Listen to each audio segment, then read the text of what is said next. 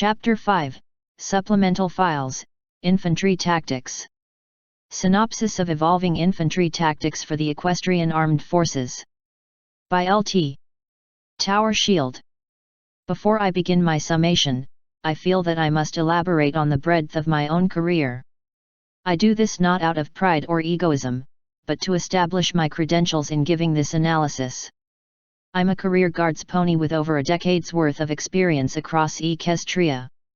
I've served as a guard in several embassies, and I've had the rare privilege of seeing some of the most talented weapon masters of any race you could name. I am also well versed in current and past forms of warfare for every race on our world.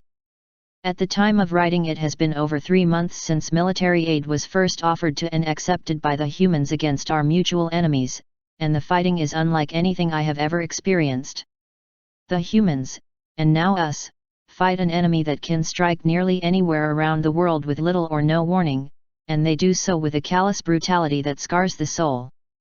The humans' form of warfare is agile and lightning fast as a necessity to counter them. If we are to survive, we will need to take their lessons to heart.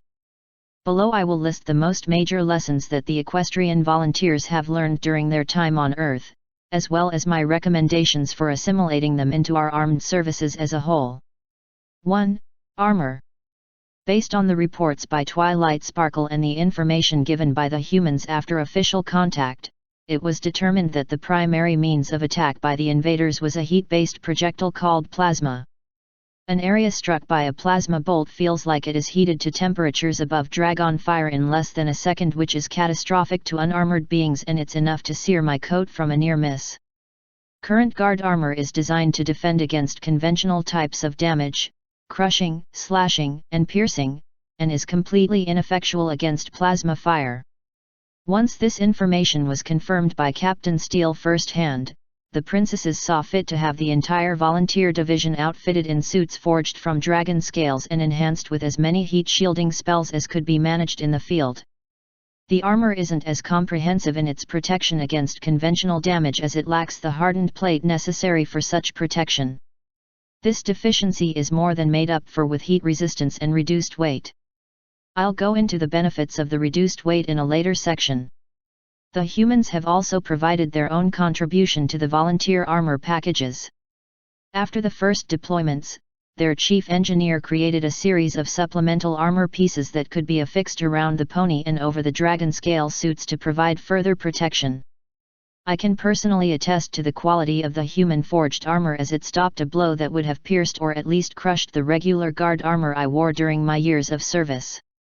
I do not know how the human armor smiths were able to craft such sturdy and lightweight plates, but I am thankful for their contributions. If we can somehow recreate their smithing processes, then I am quite certain the current style of armor will be obsolete within a year. 2. Headwear. Prior to our involvement with the humans, Skybolt had created a special interface for the crystal armor suits used by the Dusk Guard to enhance their senses. An enchanted visor allows the wearer to see in low light or no light conditions, as well as marking allies and enemies. It worked splendidly for Skybolt's compatriots, but were largely ignored by the larger guard organizations. The humans we've worked with, however, used similar devices in every encounter I've taken part in, and with an added perk: their visors and helmets allow them to speak to each other somehow, such that they are able to share information instantly, and from distant locations. A week after her first deployment, Skybolt was able to modify and upgrade all the helmets of the volunteers to share that same functionality.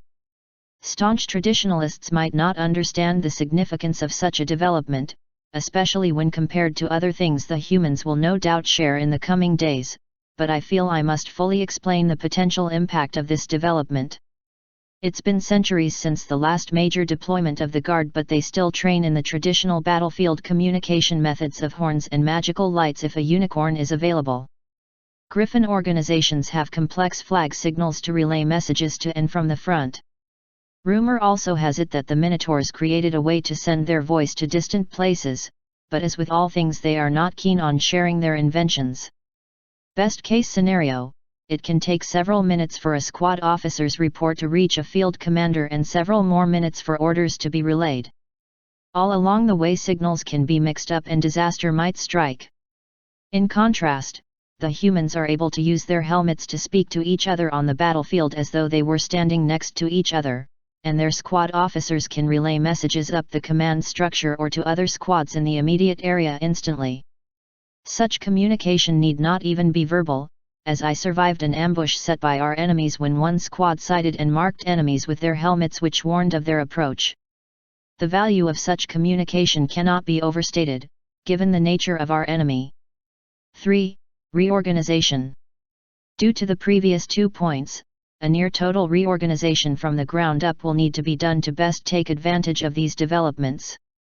The impromptu squad-level changes that were implemented while on Earth will provide a good base for us to build upon. Artist depiction of heater shield in heavy armor created in cooperation with XCOM, which is capable of withstanding significant punishment. The visor built into the helmet communicates seamlessly with other headwear and with the humans as well. 3a. Earth Ponies. The majority of Earth Pony training for the Guard is centered around several key traits: strength, stability, and stamina. They are taught to overpower their enemies with heavy hoof strikes while learning to rely on their armor to deflect incoming blows, and because of this the emphasis on balance and momentum is especially crucial. In large-scale battles, they are trained to form phalanxes to hold an enemy ground force in place to allow supporting ponies to handle them. It has been hundreds of years since we've felt the need for a large-scale deployment, and I strongly suspect that there will never be such a deployment again. The humans employed such formations with their infantry hundreds of years ago, but now that form of warfare is completely extinct.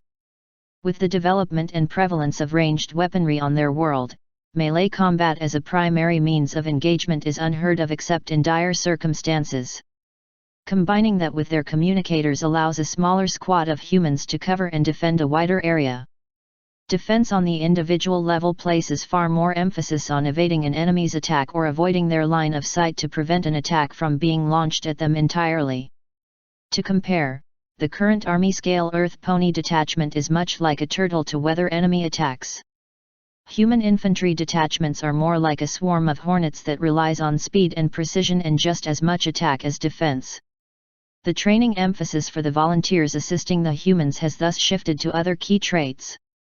Stability remains a strong point, but speed and agility are far more important. The aliens' emphasis on ranged weaponry demands that any Earth Pony in combat needs to be both fast and alert to evade an incoming attack as well as advance to striking range. Once they are in range, the aliens often face two choices: stay and defend themselves in close quarters or break cover and flee. One of the younger volunteers, Heater Shield, no relation, performed this maneuver several times in quick succession while coordinating with human forces to uproot an alien force with almost no friendly casualties, though he was tragically slain near the battle's conclusion.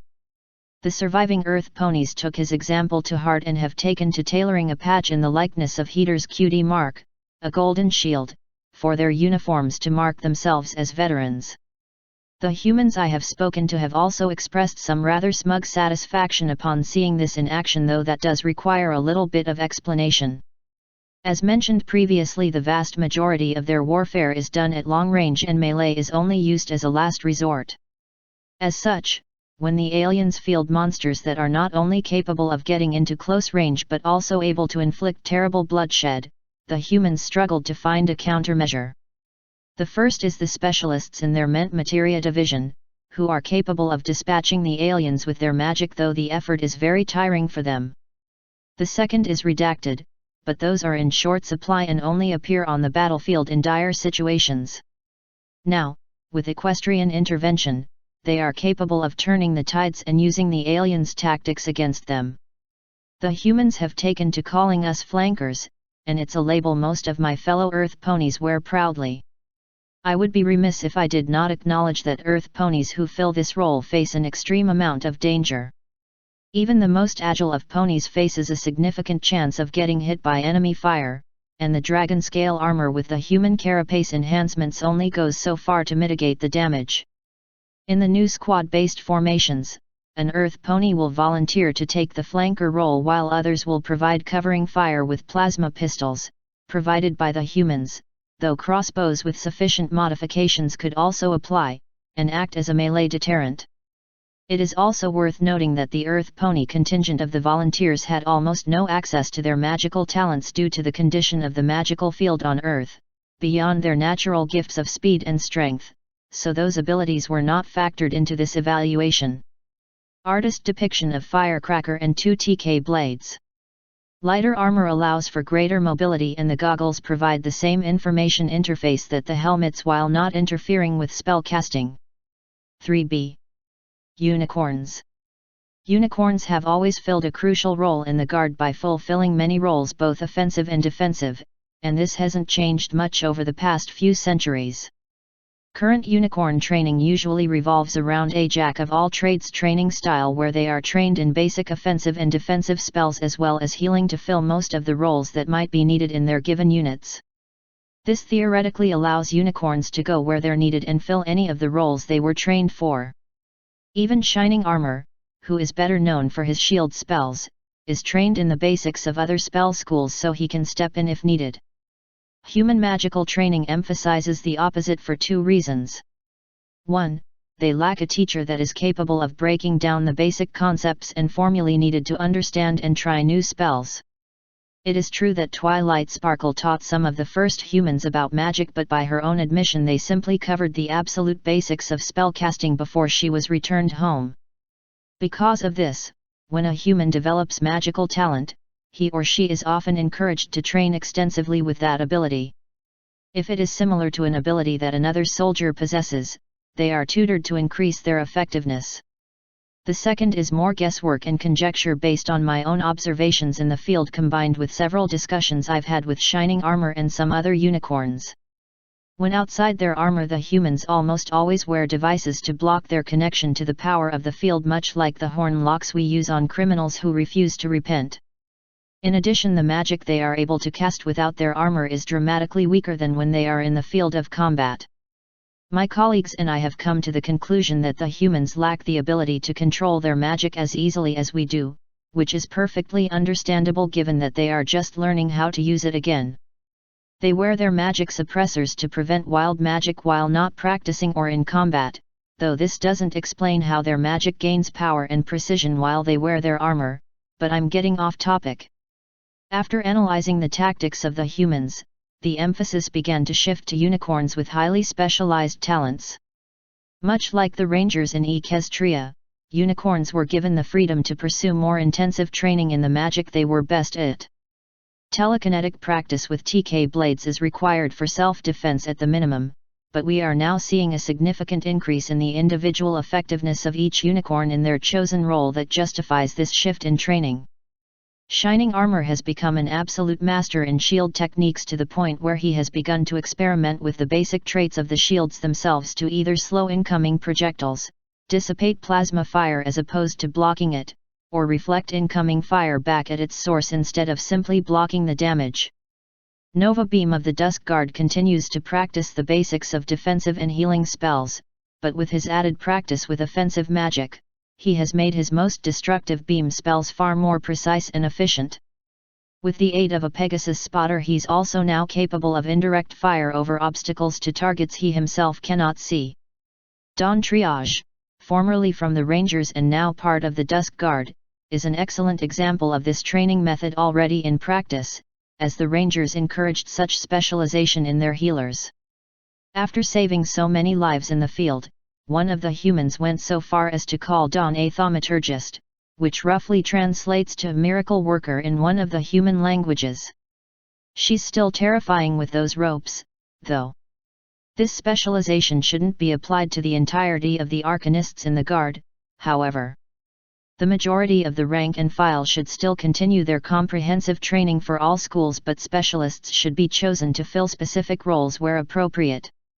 It is also worth mentioning that it is now required that unicorns become proficient in mental shielding spells, as we became aware of the horrifying abilities the aliens have. While rare, some have encountered aliens capable of mind magic that has been illegal in Equestria for as long as Equestria has existed. They abuse their gifts to subvert the free will or simply shatter the minds of their victims. The aliens do this without restraint or concern for their safety or their victims, and while the humans are making amazing strides to try and develop a countermeasure to it, it often falls to the unicorn to deal the killing blow against the alien that's using such atrocities. Artist depiction of headwind. The light armor provides enough defense to survive at least one shot without impeding mobility, and the visor display provides the same information as the other headgear without interfering with the Pegasus's vision. 3C. Pegase. It should be first noted that Pegase weather control magic was just as stunted as Earth pony magic on the human world, and the following tactics were developed accordingly. This was probably for the best in the long run, though. Interestingly enough, one of the few rules that humans impose on their chosen forms of warfare is that manipulation of the weather is strictly forbidden, but I digress. Pegase in the traditional role of the guard fulfill the roles of air superiority, recon, and fast attack, as well as weather manipulation for both defense and offense. Aside from the loss of weather control, the volunteers fulfill a similar role when deployed alongside the humans, and by extension their future will likely change the least in the guard. Prior to our joining the war, the humans sorely lacked an infantry-level air superiority option, as they often had to make do with their not inconsiderable airships plus ground fire to swat the alien flyers out of the air. They also required the airships to provide overwatch on the area of operations by acting as an eye in the sky to keep the humans informed of enemy movements. If these airships are destroyed, such as in the Dusk Guard's first deployment, the ground team loses a significant advantage of both overwatch and deterrence from enemy infantry-level flyers. Introduction of Pegase into the squad structure takes some of the pressure off these airships by filling one or both roles. As these airships are used not only for the previously mentioned roles but also acts as a potential quick exit for ground forces if necessary, their preservation is considered a top priority. The next section is hastily penciled into the margins. The Wonderbolt's defense of Cloudsdale has provided us with a solution to a problem I always feared would crush us. The humans possess airships capable of both terrifying speed and destruction, which they use to counter the alien airships when and where they appear. As we have absolutely nothing comparable to rely on, I was struggling to come up with a solution should the worst-case scenario occur. While the princesses did an unparalleled job in their defense of innocent lives, I fear we may not be able to rely on them to deal with a large number of these attackers, especially if they hit several places at once. At this time, I've spoken with Shining Armor and a draft is going to be issued to all Pegase weather teams in Equestria to be trained in precision lightning strikes on alien ships. We cannot surrender the skies to the invaders, as human records show just how badly defenders on the ground fare when the attackers have air superiority. Every ship we destroy costs the aliens and saves ponies' lives on the ground. I just hope it will be enough.